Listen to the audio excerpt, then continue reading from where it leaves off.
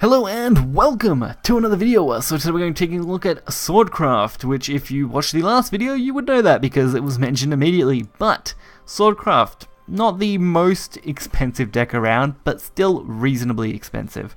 So I'm not running a super optimized build of this. There are definitely more optimized builds. I've seen people cutting other cards in this deck to make room for an extra Omen of Craving or an extra Honorable Knight. I'm quite happy with 2 in my build. It just tends to work out for me. You could easily cut, say, 1 Frontline Cavalier from your deck. You could cut, I don't know, just one of nearly any other card if you wanted to put those in. But personally, very happy with how this build's turned out, so we're going to get right into it and check it out. So I do find that sword decks, particularly decks like this, do sit towards the more aggressive end of the spectrum when it comes to deck builds. And it's no surprise, that's what Sword's really always been. It's kind of its identity as a much more aggressive class. We've barely ever seen any kind of full-on control swords that were going to the late 10+ turn game. There are quite a few sword decks that would make it to the 8-10 range, but usually if they're not closing before turn 10, they're not usually super successful in my experience. Doesn't mean people haven't tried making them viable. But honestly, Sword just has so many good aggressive tools like Quickblader that makes it a perfect deck for a more aggressive playstyle. Looks like it's Rune Player, not doing too bad. Typically as Sword, I like to bait my opponent into trading with me instead of me trading with them. I find that to be a much better advantage to have in a match. And going wide with this board and getting as much damage in as possible is usually what I like to do. Witch Snap and a Vesper Snap, that kinda hurts. Vesper Witch Hunters, ugh. Not what I wanted to get hit with. At least Frontline Cavalier draw was pretty much perfect at this point. We're pretty much going to wipe the board, start fresh, and work our way up.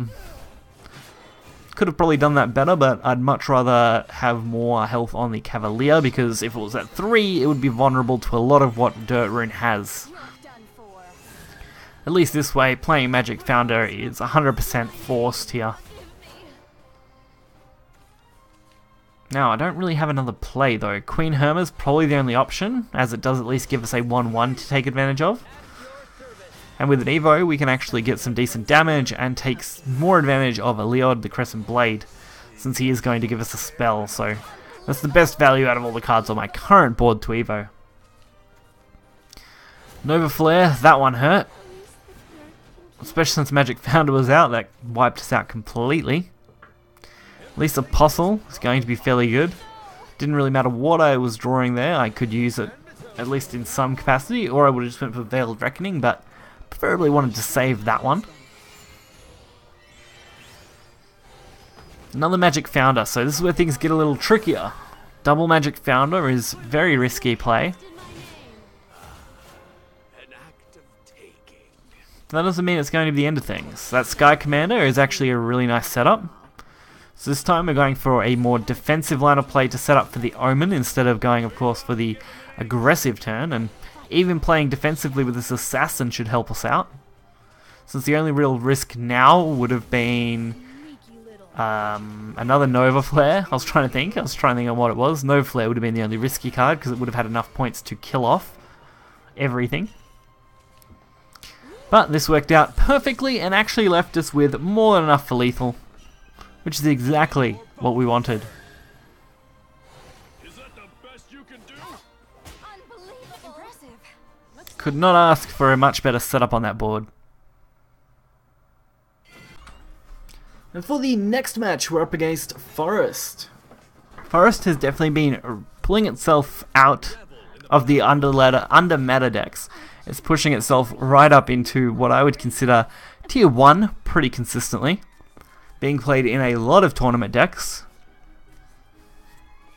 I actually would love to have built a decent Forest deck. Unfortunately, I just lack the cards. Forest has so far been my most neglected class as far as this game goes, ever since I even started.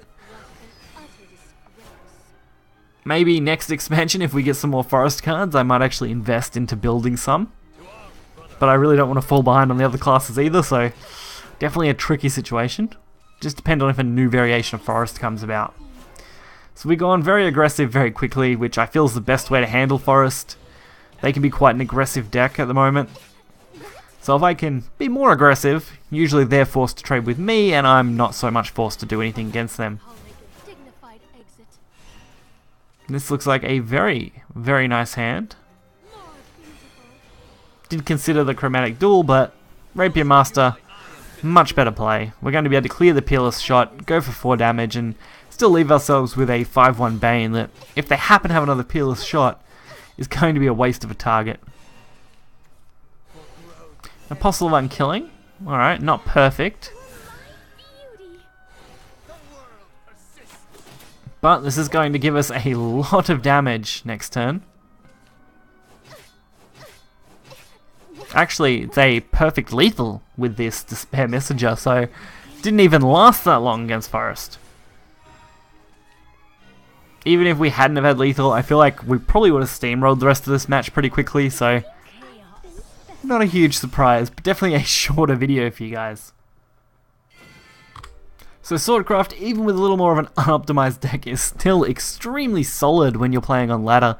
I've had very little issues playing SwordCraft overall, both in Unlimited and in Rotation. It's just typically a really good deck. So if you guys are just looking for something to complete some missions, to even just climb some ladder points maybe, this isn't a bad option. It's a pretty decent rune and dragon counter, as it can be hyper aggressive, but at the same time it's got some longevity in the things like Latham and of course Omen. Of course, you can also use Latham as a really good Oathless Knight play, so that's also a good option. But hopefully you guys did enjoy this video. If you did, hit the like button and subscribe. You'll find the deck list in the description below. Until next time, see ya.